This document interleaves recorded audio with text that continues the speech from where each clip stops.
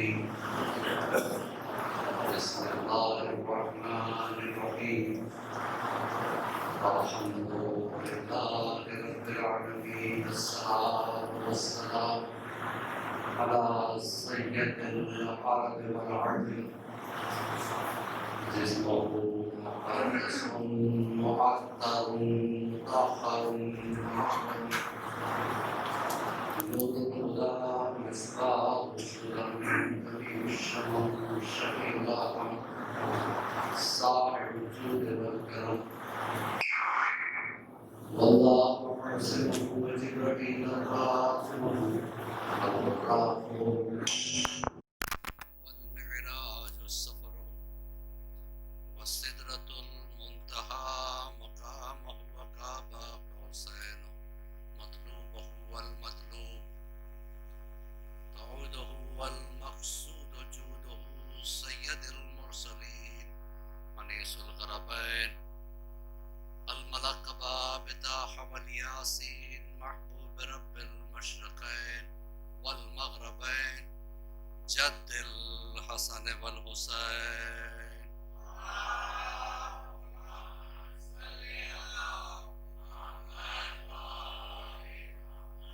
المكي المدني الخرشي الهاشمي مولانا بالقاسم محمد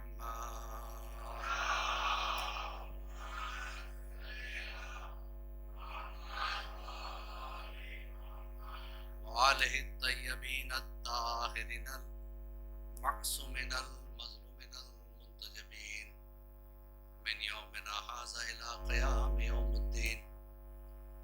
أما بعد فقد قال الله تبارك وتعالى في محكم كتابه المجيد وهو أصدق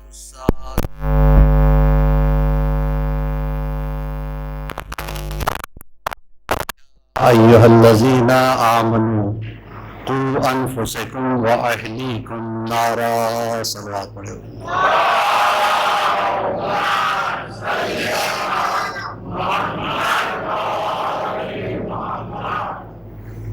عزیزان محترم،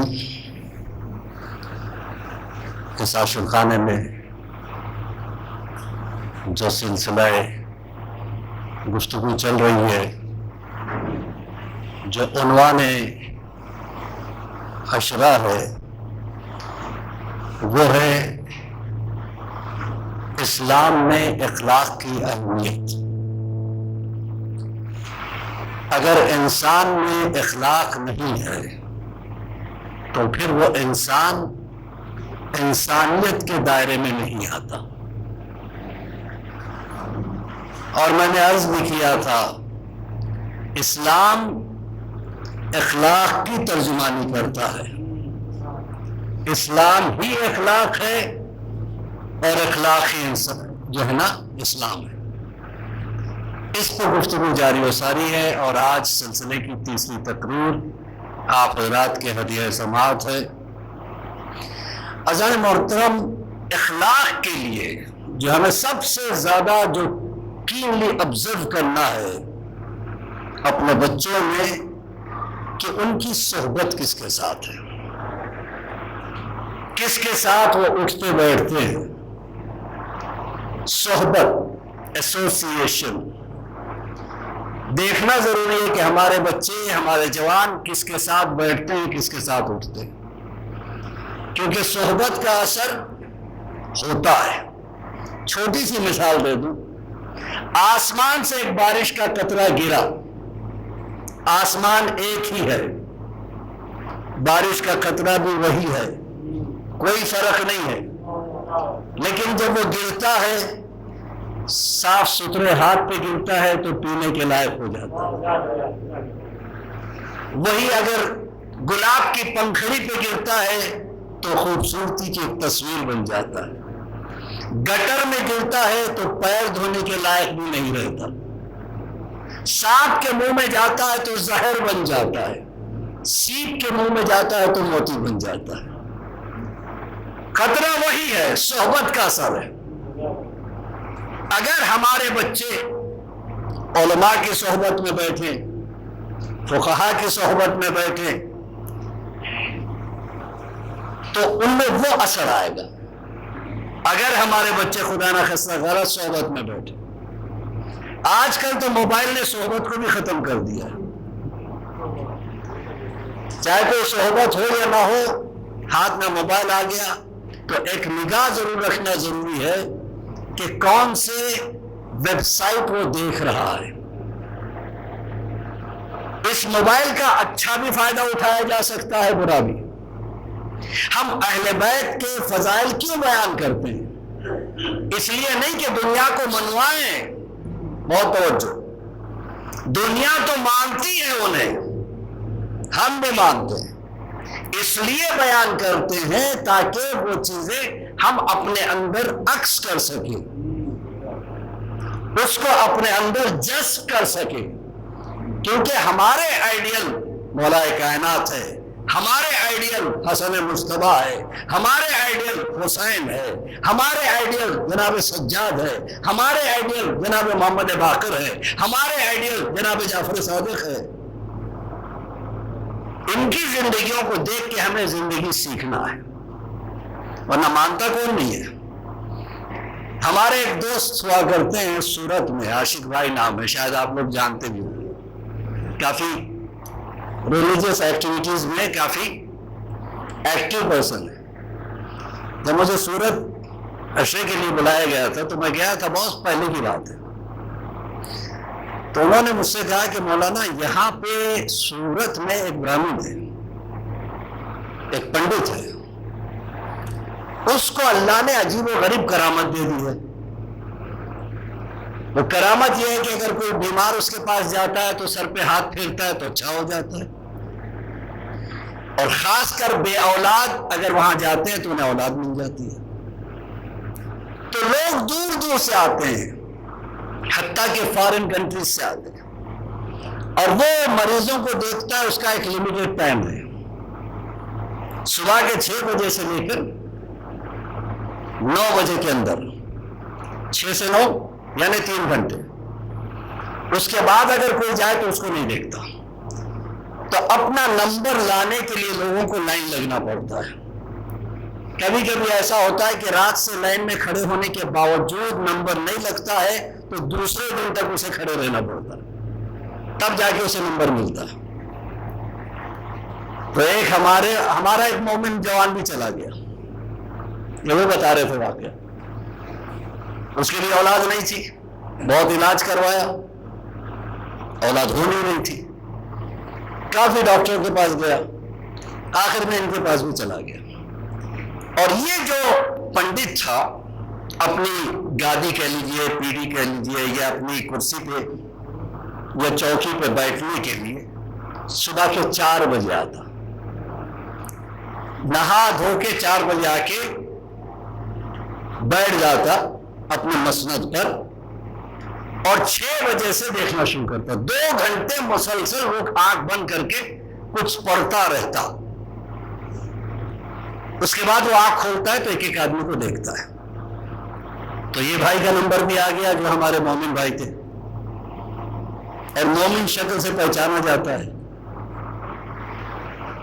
کہا کہ آپ مسلمان ہو؟ کہا میں مسلمان ہوں. کون سے والے مسلمان؟ یہ والے یا یہ والے؟ انہوں نے کہا میں تو یہ والا مسلمان ہوں. کہ پھر میرے پاس کیوں آئے؟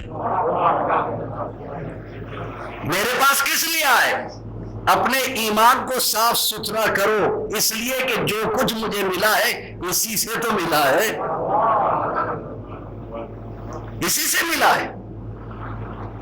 اور تم جو مجھے دیکھتے ہو 4 بجے سے لے کے 6 بجے تک میں کچھ پڑھتا رہتا ہوں، وہ کچھ نہیں پڑھتا سوائے یا علی مدد، یا علی مدد، یا علی مدد. پھر 6 بجے میں دعا کرتا ہوں کہ اے نجف کے شہنشاہ، میرے پاس لوگ کچھ آس لے کے آتے ہیں، امیدیں لے کے آتے ہیں، انہیں مایوس نہ کرنا. بس اس کے بعد جو بھی آتا ہے اس کے سر پہ میں ہاتھ رکھ کے کہتا ہوں جا، میں تجھے مولا کی ضمانت میں دیا.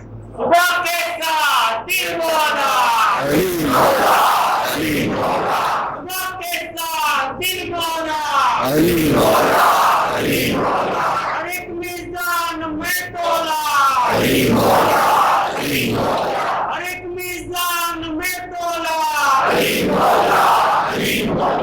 زمین بولی فلک بولا علی مولا علی مولا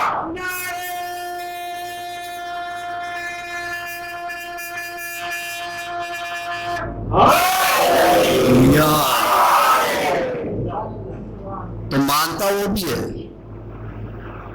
بات سمجھ میں آ رہی ہے؟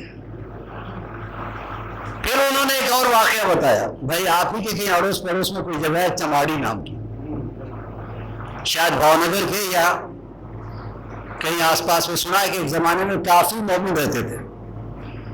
تو آپ کے پڑوس کا واقعہ ہے. ایک زمانے میں کافی مومنین رہتے تھے, اب شاید وہاں کوئی نہیں رہتا.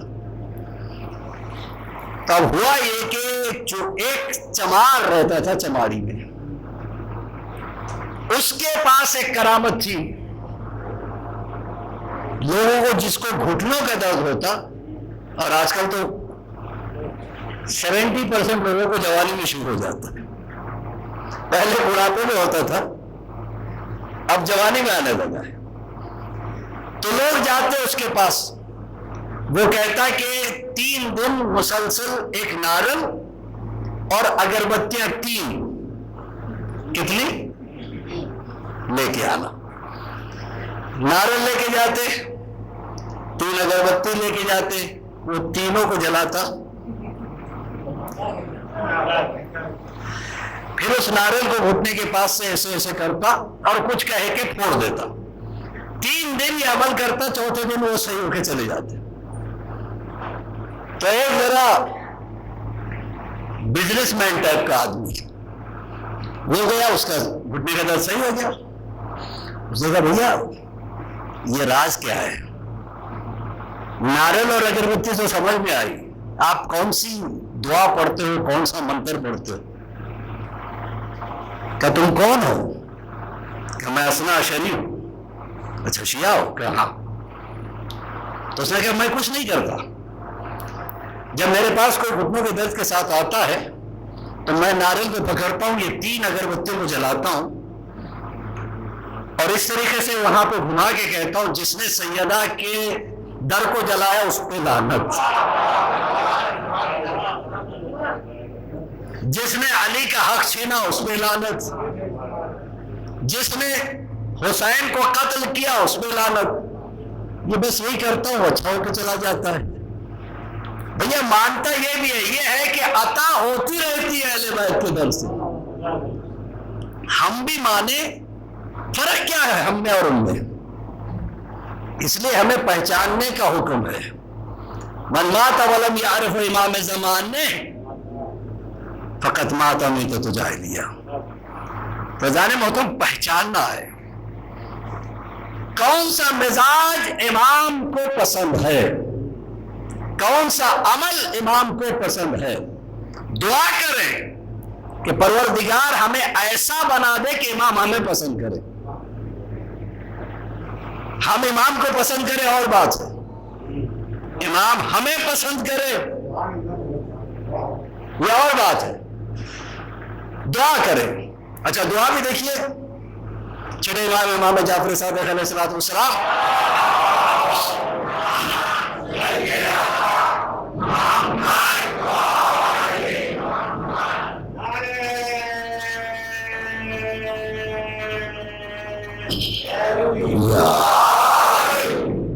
فرماتے ہیں کہ 3 گروہ کے لوگوں کی دعا اللہ پسند کرتا ہے. سب سے پہلا گروہ کیا ہے؟ چھوٹے بچے. چھوٹے بچوں کی دعا بڑی جلدی قبول ہوتی ہے. اگر اپنے گھر میں بچے ہوں چھوٹے, جب دعا کرے تو بچوں کو بٹھا لیجیے گا. جس دعا پہ بچے آمین کہہ دیں, کیونکہ وہ معصوم ہے, وہ بے خطا ہے, اور اگر بچہ آمین کہہ دیا تو آپ کی دعا قبول. اگر وہ بول نہیں سکتا, آمین نہیں کہہ سکتا, تو ایک اور چیز میں آپ کو سمجھا دوں کیا کرنا ہے. چھوٹا بچہ ہے, 6 مہینے کا بچہ, کہاں بول سکے گا آمین؟ 1 سال کا بچہ کہاں بول سکے گا؟ اسے گودی میں بٹھاؤ, اس کے ہاتھوں کو اپنے ہاتھوں میں لے لو, پھر دعا مانگو, دعا قبول ہو جائے گی. جناب یونس تنگ آ گئے تھے اپنے قوم سے, بہت سمجھایا, آخر میں کہا پروردگار عذاب نازل کر دے. یہ میرا مذاق اڑاتے ہیں، مجھے مارتے ہیں اور میری بات نہیں سنتے. کئی سال ہو گئے سمجھاتے سمجھاتے تھک گیا. اب میں ان کے مذاق کو برداشت نہیں کر پا رہا ہوں. عذاب نازل کر. اللہ نے کہا تھوڑا اور موقع دے دو. پھر 6 مہینے کے بعد پھر بد دعا، پھر 6 مہینے کے بعد پھر بد دعا. کہا اچھا سنو، ان سے کہہ دو 3 مہینے کے بعد عذاب آنے والا ہے، اور عذاب کی پہچان بتا دینا کہ آسمان میں کالے گھنے بادل آئیں گے اور بجلیاں کڑکے گی اور آگ کے شعلے نظر آئیں گے. اس کے بعد وہ شعلہ جہاں گرے گا وہ بستی ختم. تو اچھی بات ہے مالک. یونس نے اعلان کیا، سب ہنسنے لگے. کہ یہاں پہ آئے گا عذاب، ہم تو مانتے ہی نہیں. یونس نے اپنے چاہنے والوں کو جمع کیا کہ چلو ہم یہ بستی چھوڑ کے جائیں گے کیونکہ کل پرسوں میں عذاب آنے والا ہے. بہت توجہ کے ساتھ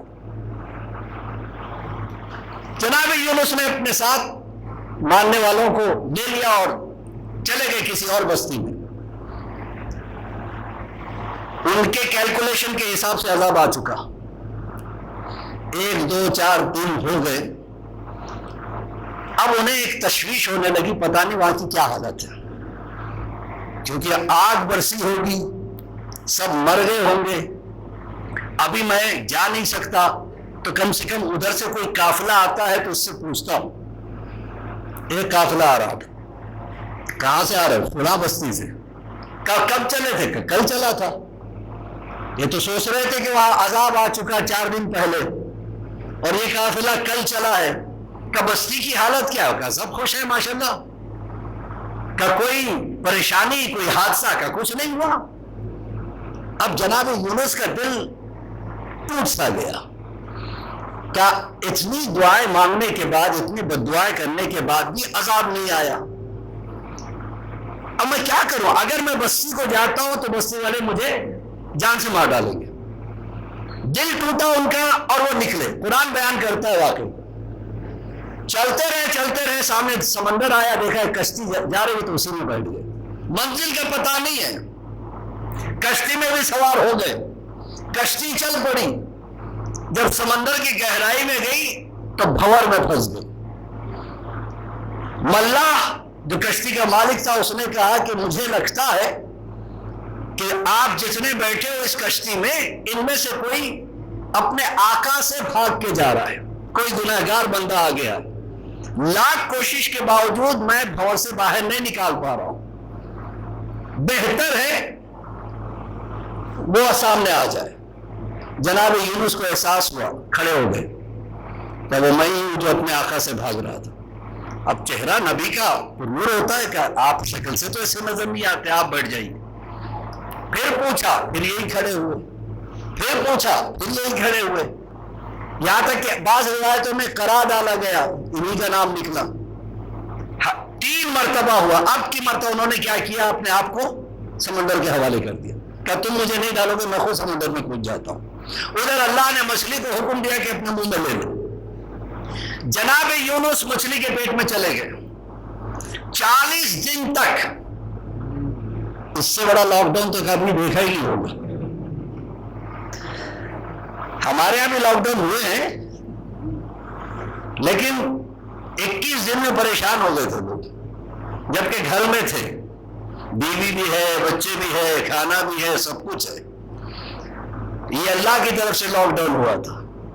40 دن تک مچھلی کا پیٹ، خود اندھیرا، پھر سمندر کا اندھیرا، پھر تنہائی. سوچے آپ کیسے ان کا ٹائم گزرا ہوگا. لمبا واقعہ، اس کو میں سمیٹ رہا ہوں. یہاں تک کہ مچھلی کو حکم ہوا، جناب یونس نے توبہ کی، پروردگار مجھ سے بڑی غلطی ہو گئی کہ میں مایوس ہو گیا تھا. اللہ نے کہا اسی مایوسی کی سزا میں نے دی ہے. مچھلی کو حکم ہوا اگل دے. اگل دی. جب زمین پہ آئے تو مچھلی کے پیٹ سے چونکہ آئے تھے، پوری سکن جو ہے سینسیٹیو ہو چکی تھی. دھوپ جب پڑی تو برداشت نہیں کر پائے کہ پروردگار میری مدد کر. اسی وقت ایک چھوٹا سا پودا، اس کے لیے مختلف روایتیں ہیں.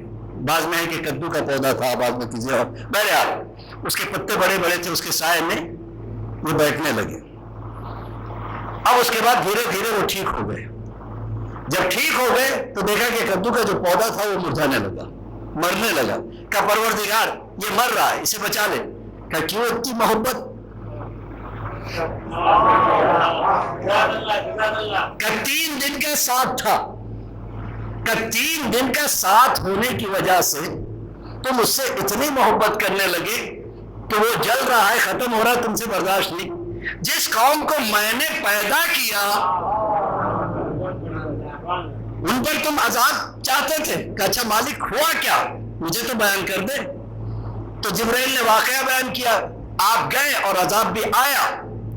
جب عذاب آ چکا سروں پہ اور شعلے برسنے والے تھے تب انہیں احساس ہوا کہ ان سے بہت بڑی غلطی ہوئی. انہیں تمہیں جھٹلایا تھا، اس کی توبہ انہوں نے کی، پھر بھی عذاب نہیں ٹلا. ان میں سے ایک بزرگ نے کہا کہ بچوں کو جمع کرو. تمام بچوں کو لایا گیا، پوری قوم بچوں کو ساتھ لے کے دعا مانگنے لگی، پروردگار اس عذاب کو ٹال دے. ننھے ننھے بچوں نے آمین کہا اور عذاب ٹل گیا. یہ قرآن سے دلیل. رضان محترم، دعا کرو تو دل سے کرنا چاہیے. تو کیا 3 گروہ جس کی دعا قبول ہوتی ہے؟ پہلے بچے، دوسرا گروہ کون ہے؟ گھر کے بزرگ. ماں باپ بوجھ نہیں ہوتے، یہ وہی ماں باپ ہیں. ایک باپ رکشہ چلا کر 9 بچوں کی پرورش کر لیتا ہے، لیکن 4 بچے مل کے ایک ماں باپ کو نہیں پال سکتے.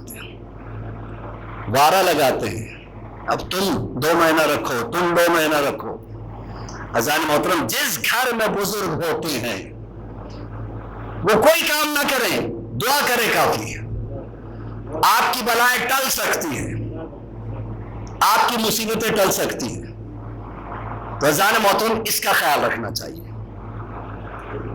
تیسرا گروہ مولوی، بڑا مظلوم گروہ ہے.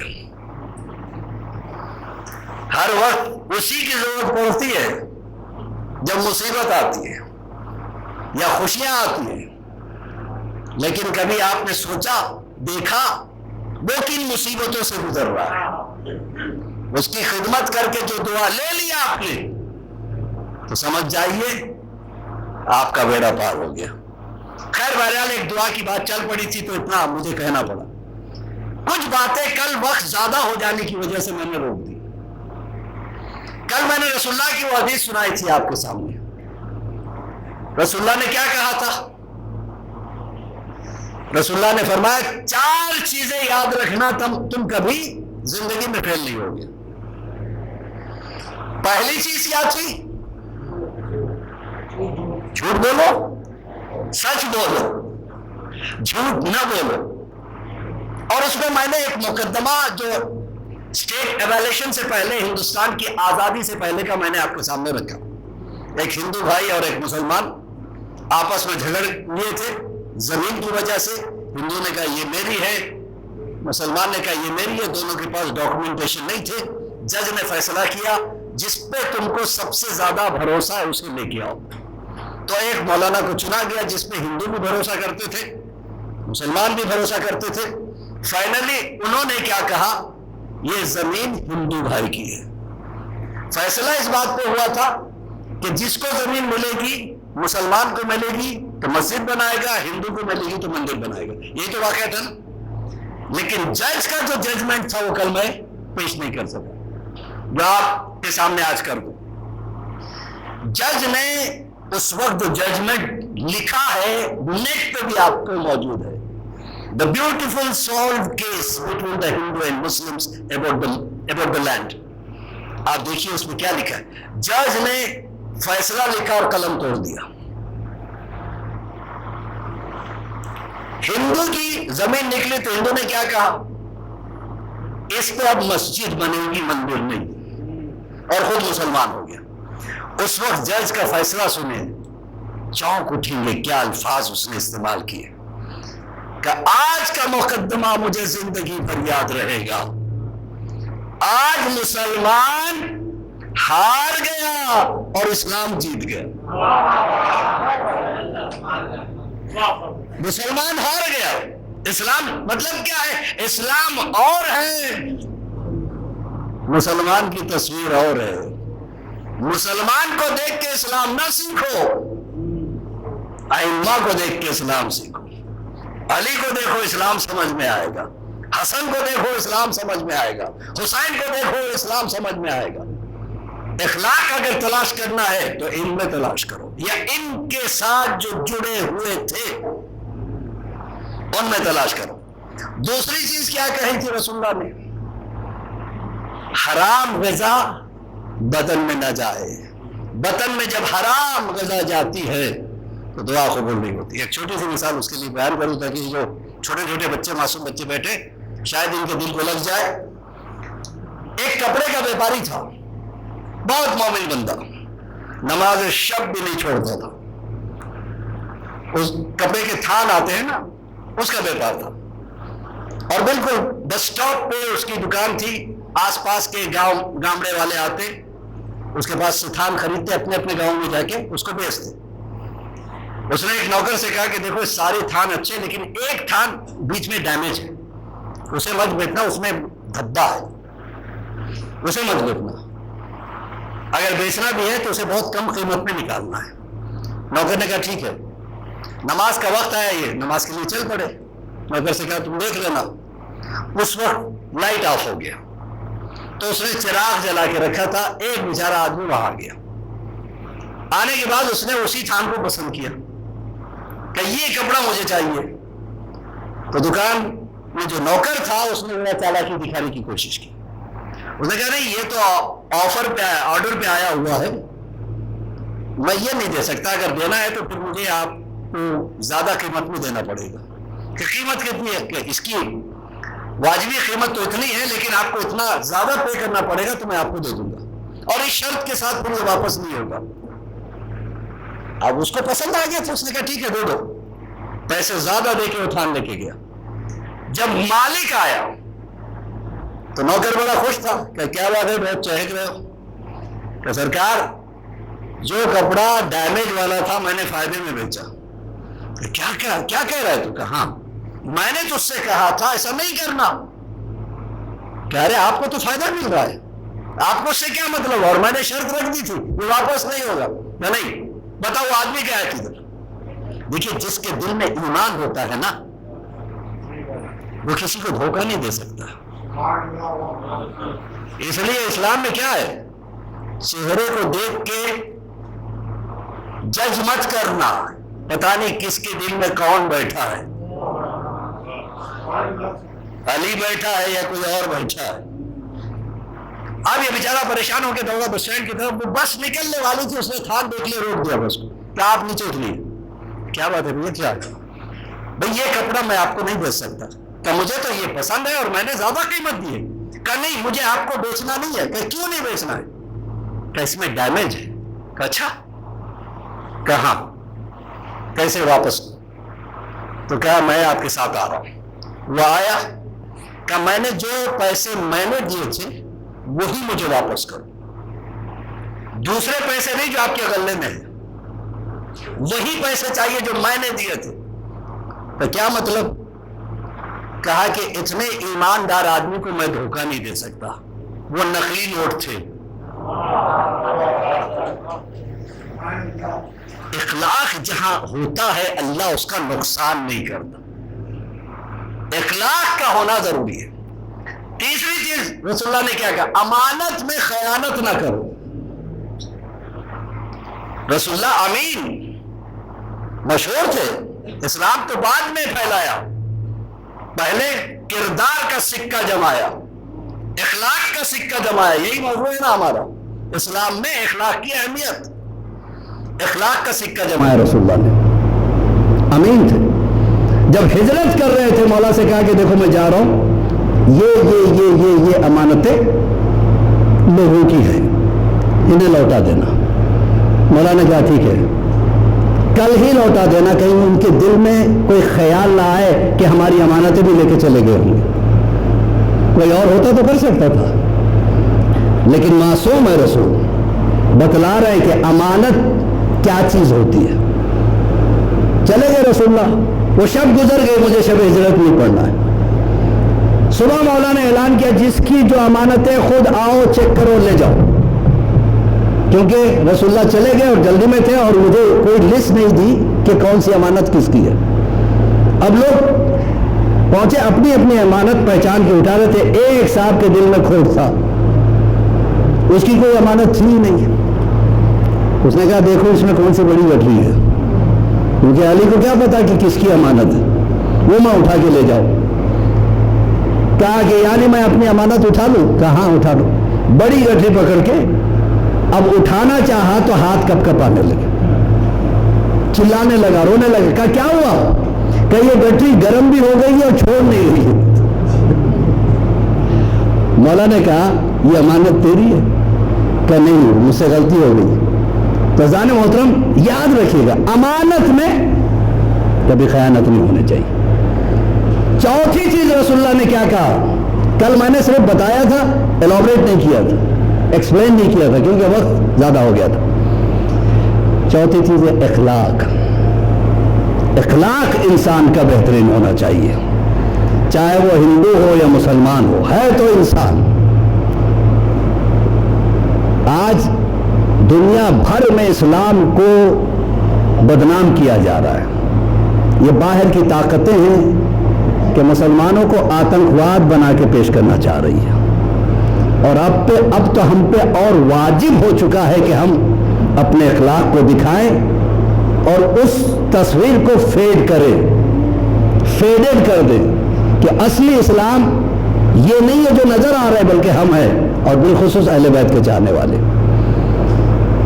رسول اللہ کا یہ مشہور واقعہ کہ رسول اللہ جا رہے تھے، روز ایک بڑھیا اوپر سے کوڑا پھینکتی تھی، بچوں کے سلیبس میں تک آ چکا ہے۔ ایک دن نہیں پھینکا تو رسول اللہ نے پوچھا کیا بات ہے؟ کسی نے کہا بیمار ہے۔ کہ چلو عیادت کے لیے جاتے ہیں۔ دشمن کی عیادت کو جانا سنت رسول ہے، اور ہماری حالت کیا ہے؟ کسی نے اگر شادی میں نہیں بلایا زندگی برباد نہیں کریں گے۔ کبھی کیا ہوا؟ اب بیچارہ مصروف تھا، بھول گیا، ہوتا ہے کبھی کبھی آدمی اتنا بزی ہو جاتا ہے اپنے بھائی کا خیال نہیں رہتا۔ ہم جائیں گے نہیں، اس سے سلام بھی نہیں کریں، کیوں نہیں کریں گے بھیا؟ شادی میں نہیں بلایا تھا۔ لیکن اسلام دیکھیے کیا بتا رہا ہے، دشمن ہے، نفرت کرتی تھی، کوڑا پھینکتی تھی۔ جب رسول اللہ کو دیکھا کہ اچھا آج آئے ہیں جبکہ میں بیمار ہوں اور میں کچھ نہیں کر سکتی، رسول اللہ نے کہا نہیں، میں اس لیے آیا ہوں تاکہ تیری طبیعت پوچھوں کیسی ہے، اور یہ تیرے لیے کھانا لے کے آیا ہوں، یہ کچھ پیسے ہیں رکھ لے تاکہ تجھے دوا کے کام آئے۔ اس نے کہا میں روز آپ کے ساتھ برائی کرتی تھی، آپ میرے ساتھ بھلائی کر رہے ہو؟ کہ یہی میرا خدا کہتا ہے۔ مولا کائنات کے ساتھ ایک یہودی چل رہا تھا، راستے میں پوچھا کہ آپ کہاں سے ہیں؟ کہا کہ میں مدینے سے ہوں۔ کہاں جا رہے؟ کوفے جا رہا ہوں۔ کہ چلو میں بھی اس سے پہلے میری ٹرن ہے، وہاں تک آپ کا ساتھ رہے گا۔ جب وہ راستہ آیا تو وہ مڑا ساتھ ساتھ علی بھی چلنے لگے۔ کہ آپ شاید بھول گئے، آپ کا راستہ سیدھا جاتا ہے۔ کہ مجھے یاد ہے۔ کہ پھر آپ میرے ساتھ؟ کہ ہمارا اسلام یہ کہتا ہے کہ ساتھ اچانک نہ چھوڑو، کچھ قدم ساتھ چلو۔ کوئی ملاقات کے لیے آئے، اپنے ہی بستر پہ بیٹھے، اچھا خدا حافظ نہیں، باہر تک جاؤ، دروازے تک چھوڑو اگر آپ سے ممکن ہے، کم سے کم اپنے کمرے کے دروازے تک چلے جاؤ۔ یہ اخلاق ہے، اسلام اخلاق چاہتا ہے۔ میں نے کل ایک جملہ کہا تھا، اگر کسی کو گرا گزرا ہو تو میں معافی چاہوں گا، ہاتھوں میں کڑے پہننے سے علی والا نہیں ہو جاتا، شکل سے نظر آئے کہ علی والا ہے۔ دیکھیے عقل کا تعلق، عقل جتنی بڑی ہوگی، جتنی اچھی ہوگی، عقیدہ اتنا اچھا ہوگا، عقیدہ جتنا اچھا ہوگا عمل اتنا اچھا ہوگا۔ عقیدے کو ظاہر کرے، عمل کے میدان میں پیچھے، وہ عقیدہ ہی نہیں۔ کوئی عمل دکھائے، عقیدے کے میدان میں پیچھے، وہ عمل ہی نہیں۔ اس کا تعلق عمل اور عقیدے کا تعلق عقل سے، عقل کا تعلق علم سے ہے۔ علم کی بہت بڑی فضیلت ہے اسلام میں۔ خیبر میں کچھ لوگوں کو گرفتار کیا گیا تھا۔ اس زمانے کی بات ہے کہ پورے مدینے میں ایک یا دو آدمی لکھ پڑھ سکتے تھے اور کسی کو نہیں آتا تھا۔ جب یہودیوں کو گرفتار کیا، انہوں نے کہا کہ ہمیں آزاد کر دیجئے۔ کہ آزاد ہونے کے لیے اتنا جزیہ دینا پڑے گا، ٹیکس دینا پڑے گا؟ کہ وہ بھی نہیں ہے ہمارے پاس۔ کہ کیا ہے تمہارے پاس؟ ہم تو کچھ نہیں رکھتے، علم ہے، پڑھنا لکھنا جانتے ہو؟ کہاں ایک ایک مسلمان کو ایک ایک قیدی پڑھانا لکھانا سکھا دے، پڑھنا لکھنا سکھا دے، چاہے 1 دن میں سکھائے، 10 دن میں سکھائے، مہینے میں سکھائے، جس دن سکھا دے گا اس دن وہ آزاد۔ کتنے تو اس وقت پڑھے لکھے بنے، تو جو ہے نا آپ کی امام جعفر صادق علیہ الصلوۃ والسلام،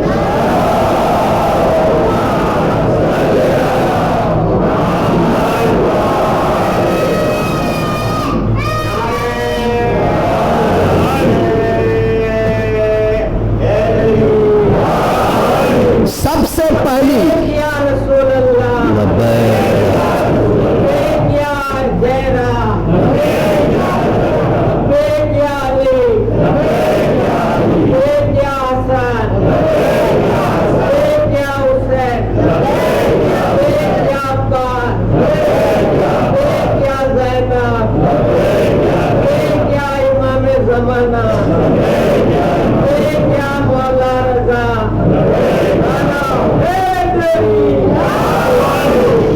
ایجوکیشن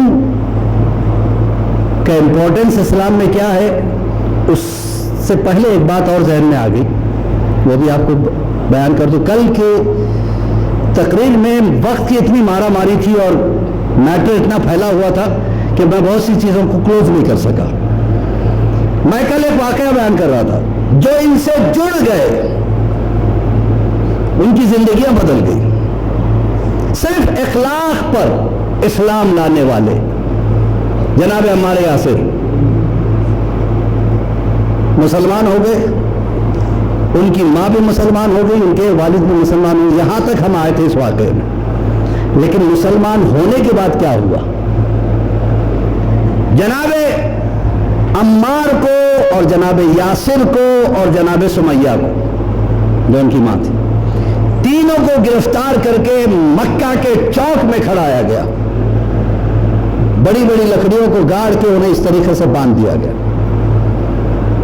کیوں؟ غلام تھے اور غلاموں کی نہیں چلتی تھی۔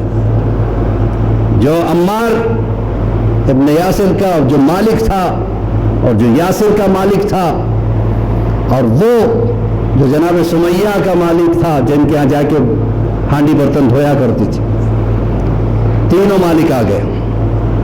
کیا کہتے ہو؟ کہ لا الہ الا اللہ۔ مارا گیا تازیانہ۔ تازیانہ سمجھتے ہیں آپ کیا ہے؟ ہنٹر نہیں، تازیانہ الگ شے ہے، اگر میں کہہ دوں تو مصائب شروع ہو جائیں گے۔ تازیانہ ایک مہین سی، ایک باریک سی لوہے کی سریا ہوتی تھی جس پر اونٹ کی کھال لپیٹی جاتی تھی، جس میں لچک ہوتی تھی۔ تازیانہ اگر اچھے خاصے گھوڑے پہ مارا جاتا تھا تو وہیں بیٹھ جاتا تھا۔ اور سید سجاد کو کربلا سے لے کے کوفے تک مارا گیا، ہاتھ بدلتے رہے، پیٹھ نہیں بدلی۔ خیر مجھے مصائب کی طرف نہیں جانا تھا۔ جب یہ تازیانے لگے، 2 تازیانے لگے تھے کہ جناب یاسر زمین پہ گرنے والے تھے، چونکہ ہاتھ بندھے ہوئے تھے تو بے ہوش سے ہو گئے۔ کہا اس کو ہوش میں لاؤ۔ عمار اب بتاؤ کیسا ٹارچر تھا۔ بیٹے سے کہا جا رہا ہے لا الہ الا اللہ کہنا چھوڑو ورنہ تمہارے باپ کو ماریں گے، اور ادھر باپ کہتا ہے بیٹا ان کی بات نہ ماننا، کہتا رہے لا الہ الا اللہ چاہے میں مر جاؤں۔ بیٹے پہ اٹیک نہیں ہے، باپ پہ اٹیک ہو رہا ہے۔ کیا گزر رہی ہوگی عمار ابن یاسر پر. اکلوتی اولاد, آنکھوں میں آنسو, ڈیمانڈ کیا جا رہا ہے کہ لا الہ الا اللہ کہنا چھوڑ دے. باپ کا حکم ہے نہیں بیٹا, کہا تم ایسے نہیں مانو گے. ایک پیر ایک اونٹ میں باندھا گیا, دوسرا پیر دوسرے اونٹ میں باندھا گیا, دونوں مخالف سمتوں میں دوڑایا گیا, 2 ٹکڑے ہو گئے. کہا کیا کہتے ہو؟ ماں نے کہا بیٹا بول لا الہ الا اللہ. اسے کہتے ہیں استقامت. ایمان پہ باقی رہنا کمال ہے, ایمان لا لینا کمال نہیں ہے. ایمان پہ باقی رہنا, جیسے مجمع میں ہو تنہائی میں بھی رہنا.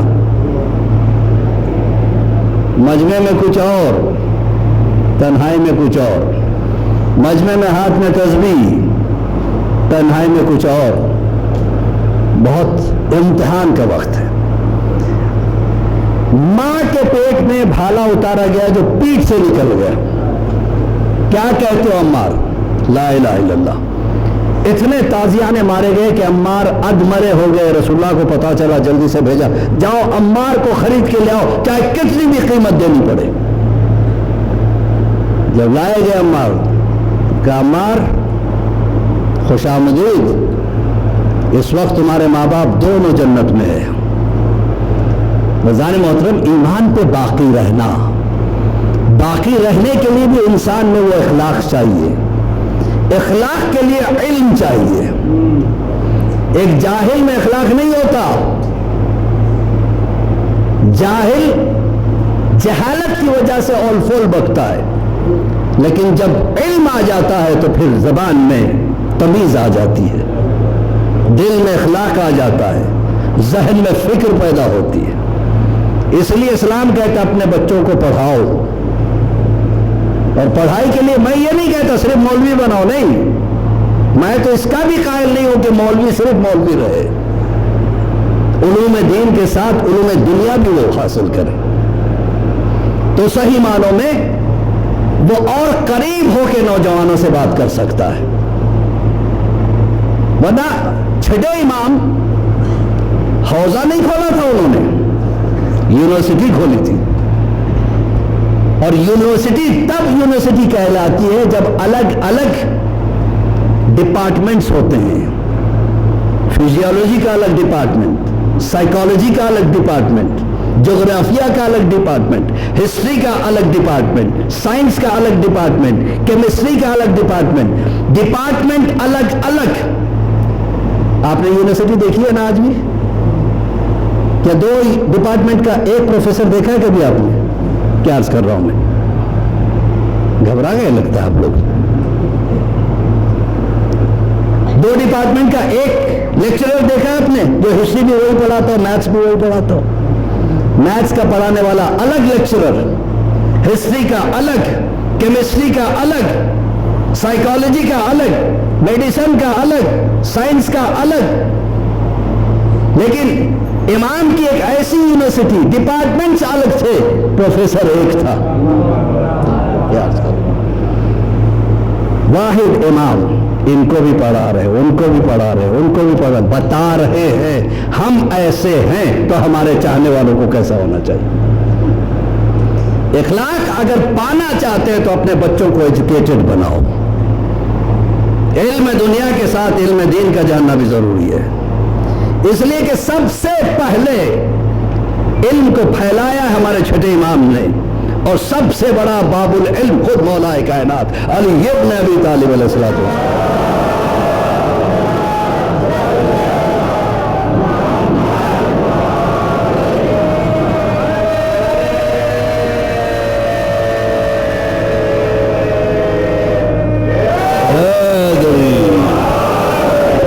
مولا سلامت رکھے. بہت ڈرائی ٹاپک میں لے کے چلا ہوں, میرے لیے بھی امتحان ہے, آپ کے لیے بھی امتحان ہے, لیکن چونکہ یہ بہت ہی امپورٹنٹ ٹاپک ہے بچوں کے لیے. میں نے ایک مجلس میں کہا تھا, یاد ہے آپ لوگ, میں نے یہ کہا تھا اگر کوئی تھک گیا ہو, واقعاً تھک گیا ہو, اسے نیند آ جائے تو مجھے شکوہ نہیں ہے. کیونکہ ہیومن نیچر ہے کہ جہاں انسان تھک جاتا ہے تو اسے آرام کی ضرورت ہے. پھر بھی وہ اگر مجلس میں آ کے سو جاتا ہے تو اس کا سونا بھی عبادت ہے، کیونکہ وہ مجلس میں آیا ہے سننے کے لیے. اور بات ہے تھکن نے اسے سلا دیا. لیکن کچھ ایسے چیمپئنز ہوتے ہیں جو آنکھیں کھول کے سوتے ہیں.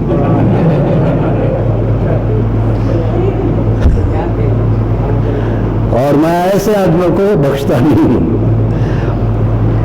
جناب زینب صلوات اللہ علیہا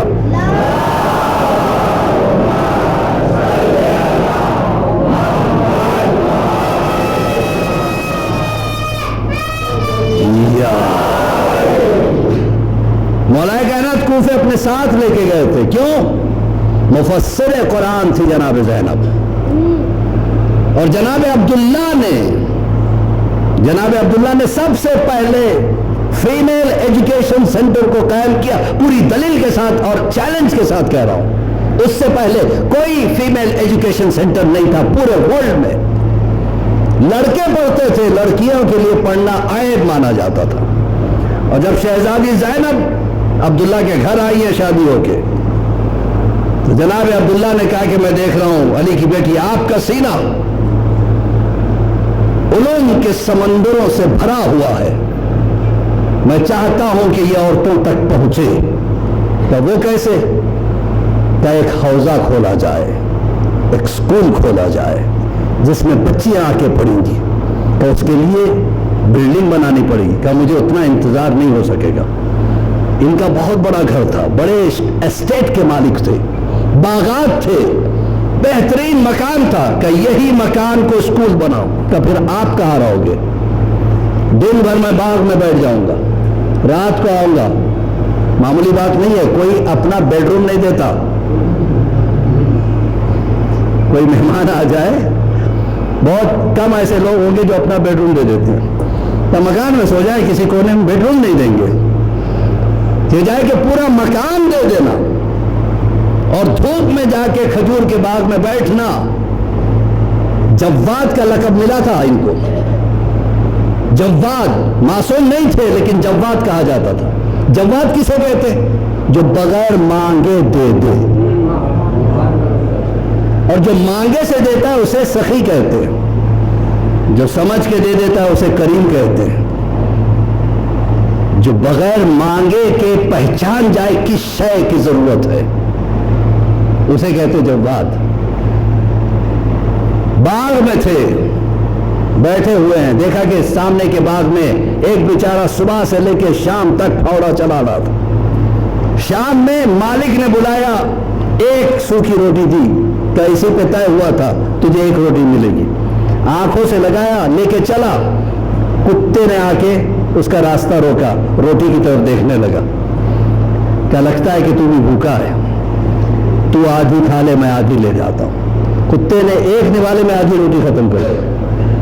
پھر دیکھنے لگا، کہا لگتا ہے تم مجھ سے زیادہ مستحق ہے، یہ بھی کھا لے. یہ منظر جب دیکھا جناب عبداللہ نے آ کے کندھے پہ ہاتھ رکھا. کہ کیا بات ہے، تو نے اپنے لیے کیوں نہیں رکھا؟ کہ اللہ نے مجھے ہاتھ پیر دیے ہے، زبان دی ہے، عقل دیا ہے. کل پھر میں مزدوری ڈھونڈ لوں گا، کر لوں گا، روٹی کما لوں گا. یہ بیچارہ نہ بول سکتا ہے، نہ کچھ کہہ سکتا ہے، نہ کام کر سکتا ہے، لہٰذا میں نے اسے دے دیا. کہ اچھا جا. وہ تو چلا گیا. باغ کے مالک کے پاس گئے. باغ بیچتا ہے؟ کہاں؟ کتنے میں؟ مثلاً اس نے کہا 40,000 درہم. کہ میں تجھے 80,000 دیتا ہوں. کہ کیوں؟ کہ 40,000 اس کی قیمت، 40,000 ایک راز کو راز رکھنے کی قیمت. کون سا راز؟ کہ وہ راز یہ ہے کہ یہ باغ اس مزدور کو دے دینا، کہنا نہیں کہ میں نے دیا. ہم اگر ڈونیشن بھی دیتے ہیں تو اپنا نام چاہتے ہیں، لسٹ میں کون کتنا دیا، اچھا ان 1 روپیہ زیادہ ڈال دو تاکہ میرا نام اوپر چلا جائے. ڈونیشن ہے، ڈیمونسٹریشن نہیں ہے. رضان محترم، یہ تھے جناب عبداللہ جنہوں نے سب سے پہلا فیمیل ایجوکیشن سینٹر. اس وقت دنیا کی الگ الگ لڑکیاں آ کے پڑھتی تھی. جب مولا نے یہ چیزیں دیکھی، کوفہ جانے لگے تو جناب زینب کو اپنے ساتھ لے کے گئے. زینب چلو میرے ساتھ، تمہاری جیسی لڑکی کی، تمہاری جیسی عورت کی، تمہاری جیسی بیوی کی ضرورت عورتوں کو ہے۔ 4000 لیڈیز آتی تھی تفسیر قرآن سیکھنے کے لیے شہزادی زینب صلوات اللہ علیہا کے پاس۔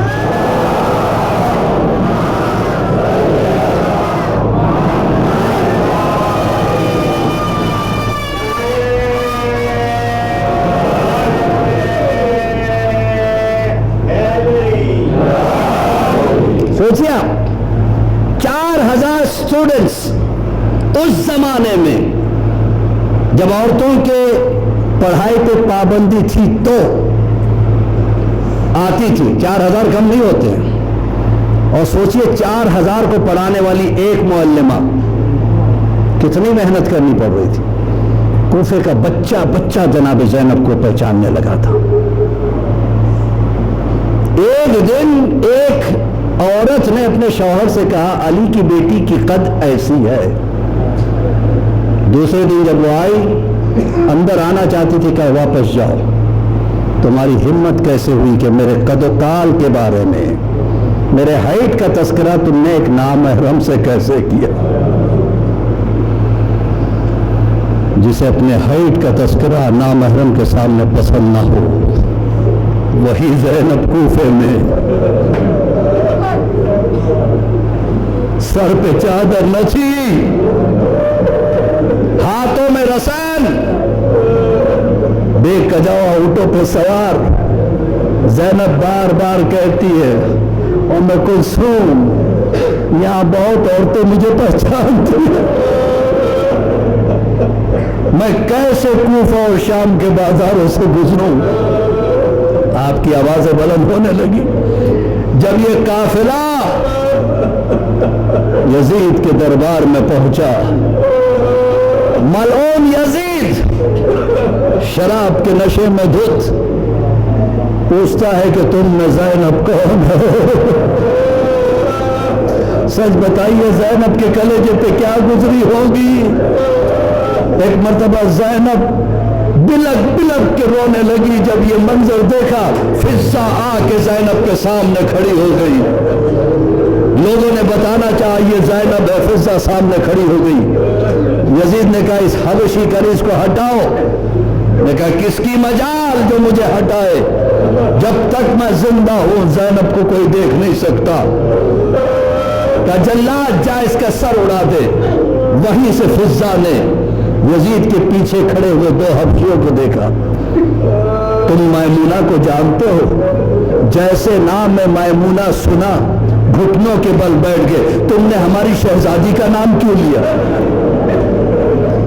وہ ہماری شہزادی ہے اور یہاں شرابیوں کا مجمع ہے۔ ہم برداشت نہیں کر سکتے کہ ہمارے شہزادی کا نام یہاں پہ لیا جائے۔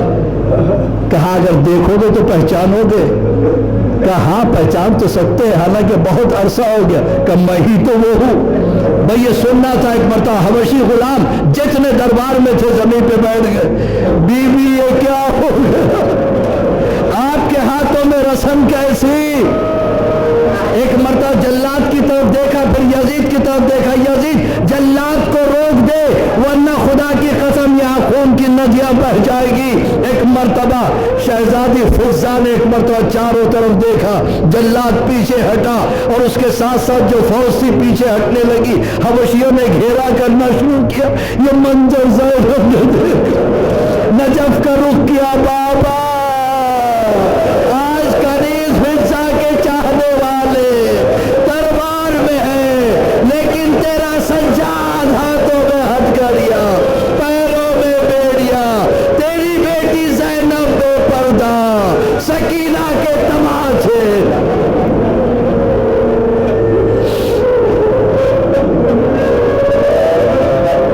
انا للہ و انا الیہ راجعون۔ رضا بقضائہ تسلیما بامر مولا۔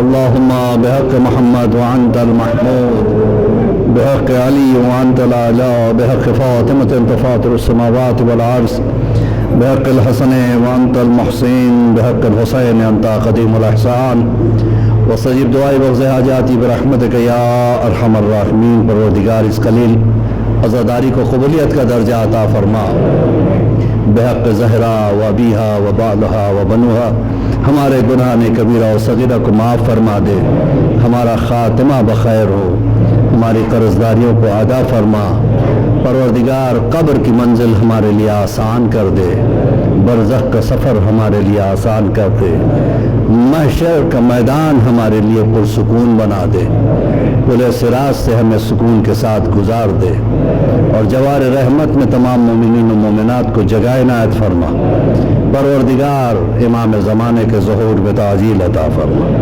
اور سب کے دلوں میں کوئی نہ کوئی دعا ہوگی، کوئی نہ کوئی خواہش ہوگی، اپنی دعاؤں کو، اپنے خواہشات کو دعا کا شکل دینے کے لیے اور اس کی قبولیت کے لیے اپنے ہاتھوں کو بلند کر کے 5 مرتبہ آئے کریمہ بآواز بلند بسم اللہ الرحمن الرحیم عما یجیب المضطر اذا دعاہ ویکشف السوء عما یجیب المضطر اذا دعاہ